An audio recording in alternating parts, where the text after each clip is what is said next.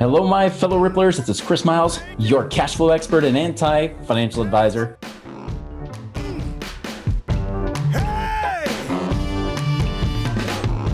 Guys, welcome to our show that's for you and it's about you. Those who work so hard for your money, but you're ready for your money to start working harder for you now. You want that freedom, that cash flow, that prosperity today. So you live that life that you love with those you love whenever the heck you want. But on top of that, so much more than just having freedom of financial independence, right? It's about having a life of meaning and purpose and creating a ripple effect through the lives of others, whether it be your family or friends or the community or the world around you. And that's what we're really here to do. And guys, I appreciate you allowing me to create my ripple effect through you. And I love that you're binging, you're sharing, you're doing all the things that it keeps me going, guys. Like, this is the thing that inspires me, keeps me from just being comfortable and retiring, right? And just, doing my own thing. You guys inspire me. So thank you so much for that. As a reminder, check out our website, moneyripples.com. There's great stuff there. And go to our YouTube channel, the Money Ripples with Chris Miles page. You can get great stuff there, including our video podcast as well. So check it out. So guys, today, I want to just give you a quick message this time of year, because there's so much contention. There's so much craziness going on that a lot of times we get self-absorbed into our own lives, right? It's really easy to get caught up. And this is the time of year. This is really when we should be grateful. We should be loving life and we should be loving others, right? This is the time that we should be going out and helping others too. And this is the craziest year because this is the year that we're not supposed to be around other people. But here's the thing, guys, is that I want to really emphasize the abundance of giving of not just money or stuff, which is easy to do, especially in an environment where there's the new normal, right? And all that stuff going on. But more importantly, it's about giving of yourself, giving of your time, giving of your gifts, giving of everything that you have, guys. I'm so grateful looking past over this past year of the way I've been able to give back to you guys. And it inspires me when I hear the stories from you saying, hey, I'm a Rippler and this is what I'm actually doing. And I love hearing those stories and I appreciate that so much. But this even extends to our own neighbors, the people right outside our homes, right?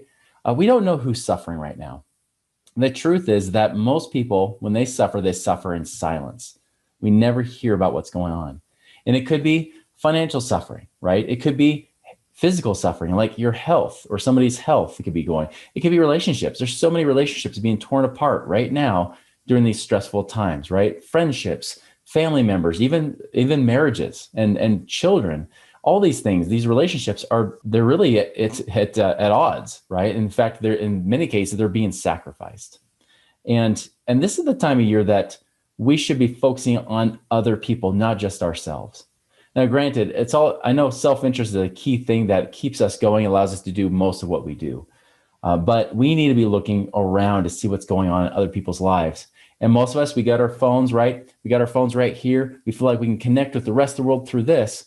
But the truth is there's people all around us that we do not connect with, but just using this. This can be used to connect with people to some level, but it doesn't beat the fact that sometimes it's good to be face to face, that we can serve people there.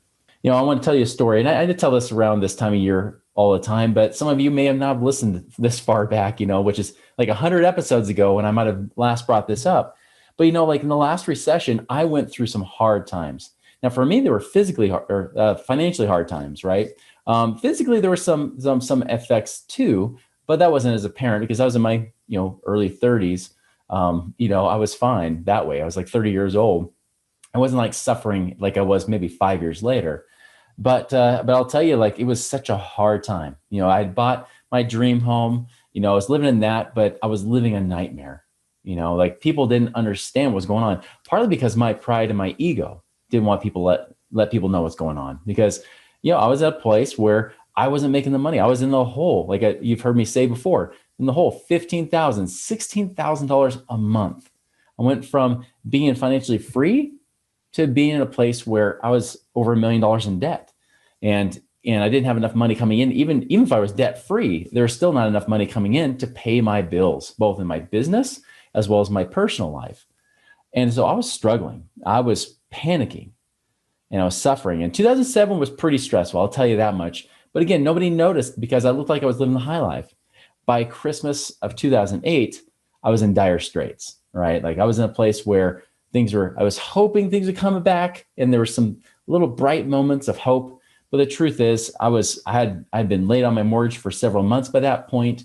I was in the foreclosure process, and we're trying to short sell it, but the banks kept denying it because, thank you, Lehman Brothers. You deny short sales, and I did get my $300 settlement, which was awesome from the lawsuit of Lehman Brothers, after losing hundreds of thousands of dollars. But anyways, like those kind of things were happening, right? Like it was a rough time. And I remember that time of year that someone decided to, and I don't know, somebody in the neighborhood, I don't know whose idea it was. They probably knew we were struggling because we had talked to a few people, and we try to keep it kind of hush hush. But I think it got around to certain people. They said, hey, this family's struggling. The Miles family is struggling. Let's help them out. And so the neighbors started doing what was called the 12 days of Christmas, right? And so, like the first day of Christmas, he's a partridge in a pear tree. I'm trying to remember what the partridge was. I can't remember if it was a Christmas ornament or something like that, but I think it was something better. I can't remember now. I remember the two turtle doves. They actually gave us 2 chickens, which was kind of cool. The 8 maids of milking is the one that really made me cry. They basically left like 8 quarts of milk on our doorstep. And I remember it was a snowy day, and I remember seeing it there. And again, we were struggling, like it was even, my worry was even about how do I feed my family? How do I take care of my young kids? At that time, my kids were pretty much the ages of 4 and under, right? So I had just little kids, small family. And, my wife was stressing. She was debating about, and my wife at that time, not my current wife, not Adise, but my ex-wife, she was stressing. She's like, hey, maybe I should go move in with my sister because until you figure your crap out. And I'm like, no, I need you here. I need this. And it was a hard time. But when I saw that those 8, quarts of milk there, I seriously cried. I remember bringing it in saying, this is an answer to our prayers. And the interesting thing is the next morning, I noticed that there was footprints going from our front door and around the back of the house. I went to the back door, which, we had open. And I like to imagine, I didn't see them there. It sounds kind of creepy now I think about it, but they were looking through the window there, right? Like they were able to see our reaction. And I hope that touched their lives. I hope that gave them some fulfillment and peace and real joy, in that, because that's really what the holiday season and really all our lives should be about, is about giving back. We talk about dollars following value, right? And that sort of thing. And see, understand that value creation has got to become a part of your life. Like service, not just about ways to create money, but it's got to be a way of living. It becomes the essence of your character.